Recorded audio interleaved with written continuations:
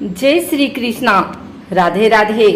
आइए सुनते हैं श्री सत्यनारायण व्रत कथा। सत्यनारायण भगवान की पूजा का बहुत अधिक महत्व होता है।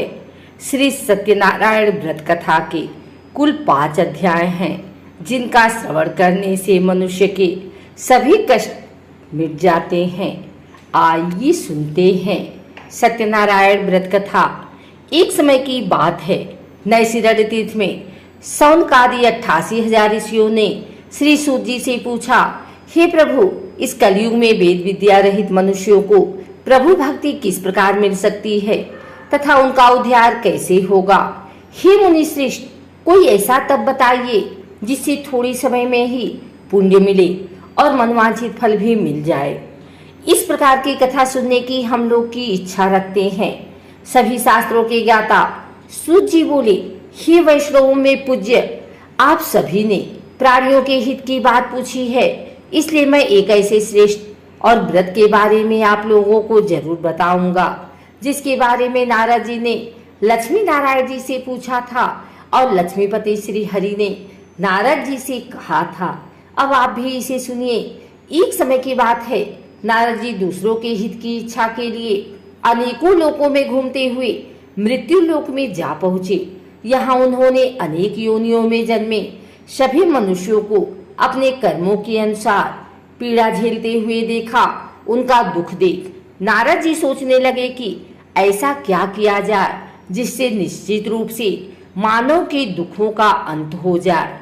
इसी विचार पर मनन करते हुए वह विष्णु लोक में गए। वहां वह नारायण की स्तुति करने लगे और बोले, हे भगवान, आप अत्यंत शक्ति से संपन्न हैं, निर्गुण स्वरूप, सृष्टि के कारण भक्तों के दुख को दूर करने वाले हैं। आपको मेरा प्रणाम। नारद जी की स्तुति सुन विष्णु भगवान बोले, मुनि श्रेष्ठ, आपके मन में क्या बात है, उसे निसंकोच कहो। इस पर नारद मुनि बोले कि मृत्यु लोक में अनेक योनियों में जन्मे मनुष्य अपने कर्मों के द्वारा अनेकों दुख से दुखी हो रहे हैं। हे प्रभु, आप तो ये बताइए कि वो मनुष्य थोड़े प्रयास से ही अपने दुखों से कैसे छुटकारा पा सकते हैं। तब श्री हरि बोले, हे नारद, मनुष्यों की भलाई के लिए तुमने बहुत उत्तम प्रश्न पूछा है। स्वर्गलोक व मृत्युलोक दोनों में एक दुर्लभ उत्तम व्रत है जो पुण्य देने वाला है। आज प्रेम वश होकर मैं उसे तुमसे कहता हूँ। श्री सत्यनारायण भगवान का व्रत अच्छी तरह विधान पूर्वक करके मनुष्य तुरंत ही यहाँ सुख भोग कर मरने पर मोक्ष पाता है। श्री हरि के वचन सुन नारद जी बोले कि उस व्रत का फल क्या है प्रभु, और उसका विधान क्या है? यह व्रत किसने किया था? इस व्रत को किस दिन करना चाहिए? आप सब कुछ विस्तार पूर्वक बताएं। नारद की बात सुनकर फिर श्री हरि बोले, दुख व सुख को दूर करने वाला यह सभी स्थानों पर विजय दिलाने वाला है। मानव को भक्ति व श्रद्धा के साथ शाम को श्री सत्यनारायण की पूजा धर्म परायण होकर ब्राह्मणों व बंधुओं के साथ करने, साथ ही यथाशक्ति अनुसार भक्ति भाव से भगवान का भोग लगाएं, आरती गाएं और ब्राह्मणों सहित बंधु बांधवों को भी भोजन कराएं। उसके बाद स्वयं भोजन करें। कीर्तन भजन के साथ भगवान की भक्ति में लीन हो जाएं। इस तरह से सत्यनारायण भगवान का यह व्रत करने पर मनुष्य की सारी इच्छाएं निश्चित रूप से पूरी होती हैं। इस कलिकाल अर्थात कलयुग में मृत्यु लोक में मोक्ष का यही एक सरल उपाय बताया गया है। आइए सुनते हैं श्री सत्यनारायण भगवान व्रत कथा का दूसरा अध्याय। सूत जी बोले, हे ऋषियों, जिसने पहले समय में इस व्रत को किया था उसका इतिहास कहता हूँ, ध्यान से सुनो। सुंदर काशीपुरी नगरी में एक अत्यंत निर्धन ब्राह्मण रहता था। भूख प्यास से परेशान हो वह धरती पर घूमता रहता था। ब्राह्मणों से प्रेम करने वाले भगवान ने एक दिन ब्राह्मण का वेश धारण कर उसके पास जाकर पूछा, हे विप्र, नित्य दुखी होकर तुम पृथ्वी पर क्यों घूमते हो? दिन ब्राह्मण बोला, मैं निर्धन ब्राह्मण हूँ, भिक्षा के लिए धरती पर घूमता हूँ। यदि आपका इस उपाय का कोई हल जानते हो तो बताइए। वृद्ध ब्राह्मण रूपी भगवान ने कहा कि सत्यनारायण भगवान मनोवांछित फल देने वाले हैं, इसलिए तुम उनका पूजन करो। इसे करने से मनुष्य सब दुखों से मुक्त हो जाता है। वृद्ध ब्राह्मण बनकर आए सत्यनारायण भगवान उस निर्धन ब्राह्मण को व्रत का सारा विधान बताकर अंतर ध्यान हो गए। अगले दिन सुबह उठने के साथ ही उस बूढ़े ब्राह्मण ने मन में संकल्प लिया कि सत्यनारायण का व्रत करूंगा, और फिर अपने नित्य कर्मों से फ्री होकर वह भिक्षा के लिए चल पड़ा। उस दिन उसे भिक्षा में बहुत सा धन प्राप्त हुआ। उसी धन से उसने परिवार के साथ भगवान सत्यनारायण की पूजा की, व्रत रखा। इस व्रत के करने के कुछ दिन बाद उसके सभी दुख और कष्ट दूर होने लगे और देखते ही देखते एक दिन वह संपन्न और अनेकों संपत्तियों का मालिक बन गया। तब हर महीने की पूर्णिमा के दिन वह ब्राह्मण सत्यनारायण की पूजा करने लगा। इस प्रकार सत्यनारायण भगवान के व्रत को करके वह श्रेष्ठ ब्राह्मण सभी पापों और गरीबी से मुक्त हो गया और उसने एक दुर्लभ मोक्ष पद को प्राप्त किया। इस तरह से सत्यनारायण भगवान के व्रत को जो मनुष्य करेगा वह सभी प्रकार के पापों से छूटकर मोक्ष को प्राप्त होगा। जो मनुष्य इस व्रत को करेगा वह भी सभी दुखों से मुक्त हो जाएगा। सूत जी बोले कि इस तरह से नारद जी से नारायण जी का कहा हुआ श्री सत्यनारायण व्रत को मैंने तुमसे कहा। हे विप्रो, मैं अब और क्या कहूँ। ऋषि बोले, हे मुनिवर, संसार में उस विप्र से सुनकर और किस किसने इस व्रत को किया, हम सब इस बात को सुनना चाहते हैं। इसके लिए हमारे मन में श्रद्धा का भाव है। सूत जी बोले, हे मुनियों, जिसने इस व्रत को किया है वह सब सुनो। एक समय वही विप्र धन व ऐश्वर्य के अनुसार अपने बंधु बांधवों के साथ इस व्रत को करने को तैयार हुआ। उसी समय एक लकड़ी बेचने वाला बूढ़ा आदमी आया और लकड़ियां बाहर रखकर अंदर ब्राह्मण के घर में गया। प्यास से दुखी वह लकड़हारा उनको व्रत करते देख विप्र को नमस्कार कर पूछने लगा कि आप यह क्या कर रहे हैं तथा इसे करने से आपको क्या फल मिलेगा, कृपा करके मुझे भी बताएं। ब्राह्मण ने कहा कि सब मनोकामनाओं को पूरा करने वाला यह सत्यनारायण भगवान का व्रत है। इनकी कृपा से ही मेरे घर में धन धान्य आदि की वृद्धि हुई है। विप्र से सत्यनारायण व्रत के बारे में जानकर लकड़हारा बहुत प्रसन्न हुआ। चरण अमृत लेकर वह प्रसाद खाने के बाद अपने घर गया। लकड़हारे ने अपने मन में संकल्प किया कि आज लकड़ी बेचने से जो धन मिलेगा उसी से श्री सत्यनारायण भगवान का उत्तम व्रत करूंगा। मन में इस विचार को ले बूढ़ा आदमी सिर पर लकड़ियां रख उस नगर में बेचने गया, जहां उसे अपनी लकड़ियों का दाम पहले से 4 गुना अधिक मिला। बूढ़ा प्रसन्नता के साथ पैसे लेकर सत्यनारायण भगवान की मूर्ति और व्रत की अन्य सामग्रियां लेकर अपने घर गया। वहां उसने अपने परिवारजनों को बुलाकर विधि विधान से सत्यनारायण भगवान का पूजन और व्रत किया। इस व्रत के प्रभाव से वह बूढ़ा लकड़हारा धन पुत्र आदि से युक्त होकर संसार के समस्त सुख भोग अंत काल में वैकुंठ धाम चला गया। श्री सत्यनारायण भगवान की जय।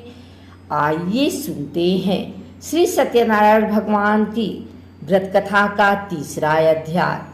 सूत जी बोले, हे श्रेष्ठ मुनियों, अब आगे की कथा कहता हूँ। पहले समय में उल्का मुख नाम का एक बुद्धिमान राजा था। वह सत्यवक्ता और जितेंद्रिय था। प्रतिदिन देवस्थानों पर जाता और निर्धनों को धन देकर उनके कष्ट दूर करता था। उसकी पत्नी कमल के समान मुख वाली तथा सती साध्वी थी। भद्रशिला नदी के तट पर उन दोनों ने श्री सत्यनारायण भगवान का व्रत किया। उसी समय साधु नाम का एक वैश्य आया। उसके पास व्यापार करने के लिए बहुत सा धन भी था। राजा को व्रत करते देखकर वह विनय के साथ पूछने लगा, हे राजन, भक्ति भाव से पूर्ण होकर आप यह क्या कर रहे हैं? मैं सुनने की इच्छा रखता हूँ, तो आप कृपा करके मुझे बताएं। राजा बोले, मैं अपने बंधु बांधवों के साथ पुत्र आदि की प्राप्ति के लिए श्री सत्यनारायण भगवान का व्रत व पूजन कर रहा हूँ। राजा के वचन सुन साधु आदर से बोला, हे राजन, मुझे इस व्रत का सारा विधान कहिए। मैं भी इस व्रत को करूंगा। मेरी भी संतान नहीं है और इस व्रत को करने से निश्चित रूप से मुझे संतान की प्राप्ति होगी। राजा से व्रत का सारा विधान सुन व्यापार से निवृत्त हो वह अपने घर गया। साधु ने अपनी पत्नी को संतान देने वाले इस व्रत का वर्णन कर सुनाया और कहा कि जब मेरी संतान होगी तब मैं इस व्रत को करूंगा। साधु ने इस तरह के वचन अपनी पत्नी लीलावती से कहे। एक दिन लीलावती पति के साथ आनंदित हो संसारिक धर्म में प्रवृत्त होकर सत्यनारायण भगवान की कृपा से गर्भवती हो गई। 10वें महीने में उसके गर्भ से एक सुंदर कन्या ने जन्म लिया। माता पिता ने अपनी कन्या का नाम कलावती रखा। एक दिन कलावती की माँ लीलावती ने अपने पति को याद दिलाया कि आपने सत्यनारायण भगवान के जिस व्रत को करने का संकल्प किया था उसे करने का समय आ गया है, आप इस व्रत को करिए। साधु बोला कि हे प्रिय, इस व्रत को मैं उसके विवाह पर करूंगा। इस प्रकार अपनी पत्नी को आश्वासन देकर वह नगर को चला गया।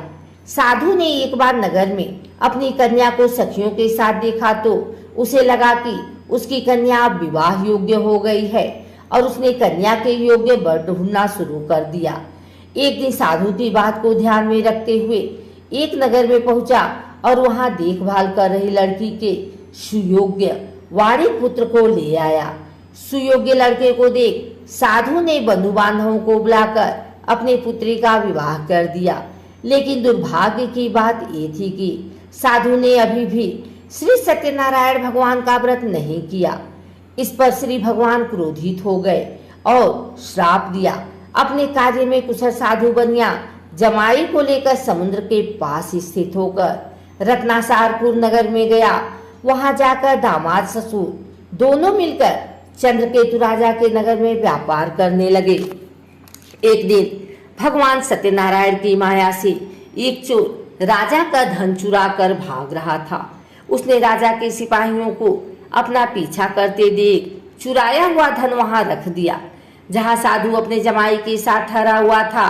राजा के सिपाहियों ने साधु वैश्य के पास राजा का धन पड़ा देखा तो वह ससुर जमाई दोनों को बांधकर प्रसन्नता से राजा के पास ले गए और कहा कि उन दोनों चोरों ने हम पकड़ लिए हैं, अब आप आगे की कार्यवाही कीजिए। राजा की आज्ञा से उन दोनों को कठिन कारावास में डाल दिया गया और उनका सारा धन भी उनसे छीन लिया गया। श्री सत्यनारायण भगवान से श्राप से साधु की पत्नी भी बहुत दुखी हुई। घर में जो धन रखा था उसे चोर चुरा ले गए। शारीरिक तथा मानसिक पीड़ा वह भूख प्यास से अति दुखी हो अन्न की चिंता में कलावती के ब्राह्मण के घर गई। वहां उसने श्री सत्यनारायण भगवान का व्रत होते देखा, फिर कथा भी सुनी। वह प्रसाद ग्रहण कर रात को घर वापिस आई।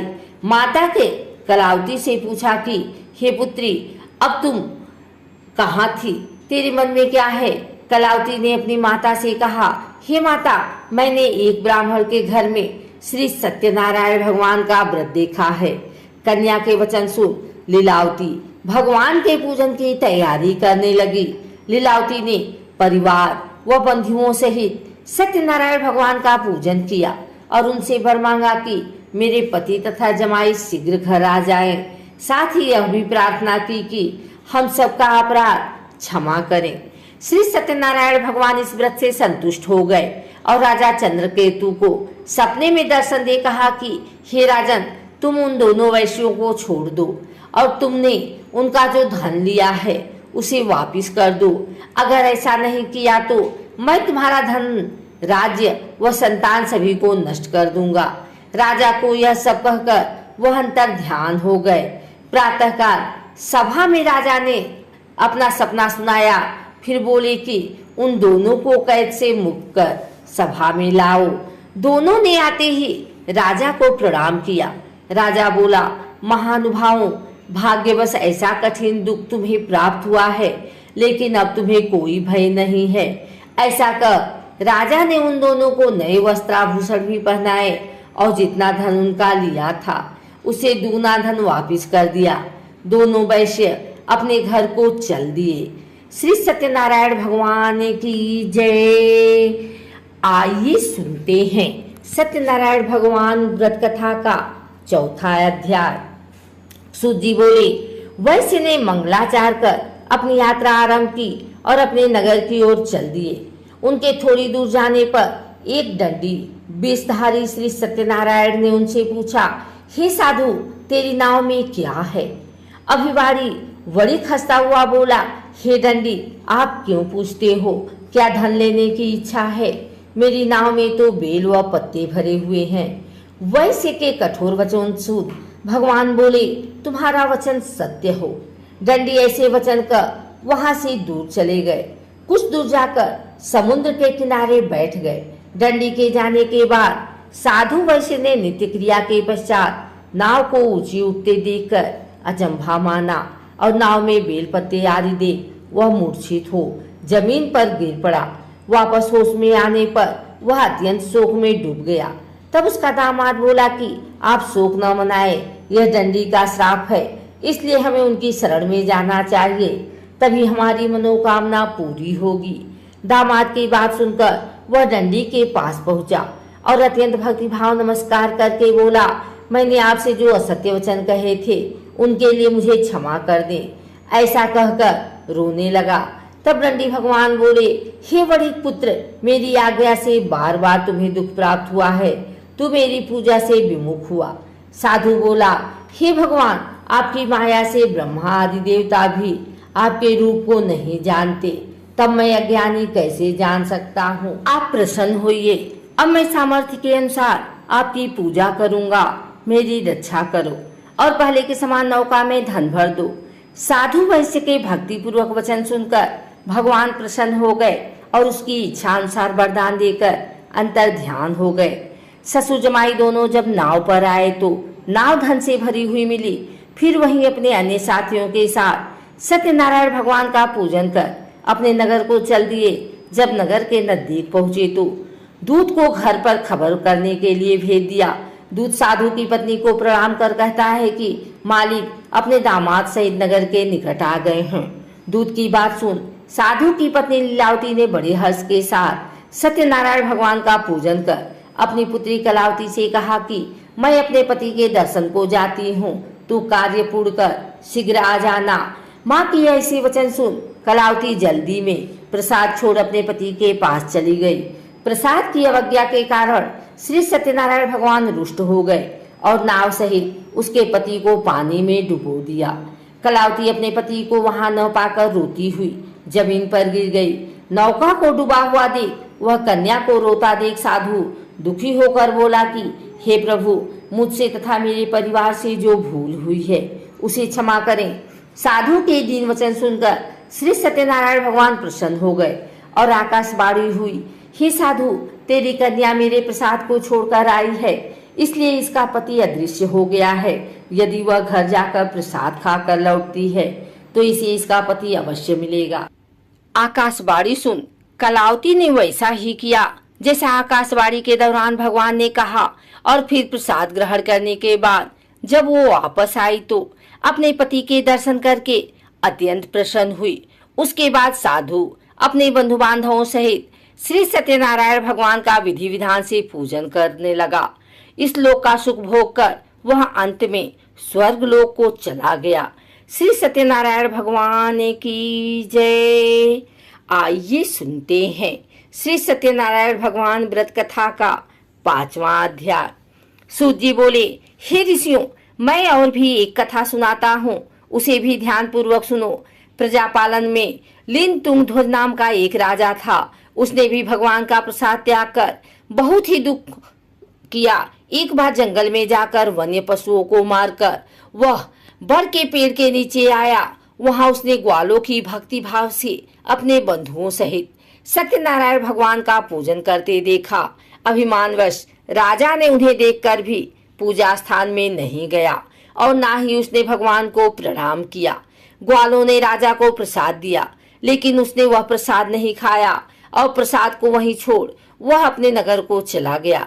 जब वह नगर में पहुंचा तो वहां सब कुछ तहस नहस हुआ पाया तो वह शीघ्र ही समझ गया कि यह सब भगवान के अनादर का ही परिणाम है। वह दोबारा ग्वालों के पास पहुंचा और विधि पूर्वक पूजा करके प्रसाद खाया तो श्री सत्यनारायण भगवान की कृपा से सब कुछ पहले जैसा हो गया। दीर्घ काल तक सुख भोगने के बाद मरणोपरांत उसे स्वर्गलोक की प्राप्ति हुई। जो मनुष्य परम दुर्लभ इस व्रत को करेगा तो भगवान श्री सत्यनारायण की अनुकंपा से उसे धन धान्य की प्राप्ति होगी। निर्धन धनी हो जाता है और भय मुक्त हो जाकर जीवन जीता है। संतानहीन मनुष्य को संतान सुख मिलता है और सारे मनोरथ पूर्ण होने पर मानव अंतकाल में बैकुंठ धाम को जाता है। तब सूत जी बोले, जिन्होंने पहले इस व्रत को किया है अब उनके दूसरे जन्म की कथा कहता हूँ। वृद्ध सतानंद ब्राह्मण ने सुदामा का जन्म लेकर मोक्ष की प्राप्ति की। लकड़हारे ने अगले जन्म में निषाद बनकर मोक्ष प्राप्त किया। उल्का मुख नाम का राजा दशरथ होकर बैकुंठ को गए। साधु नाम के वैश्य ने मोर ध्वज बनकर अपने पुत्र को आरे से चीरकर मोक्ष पाया।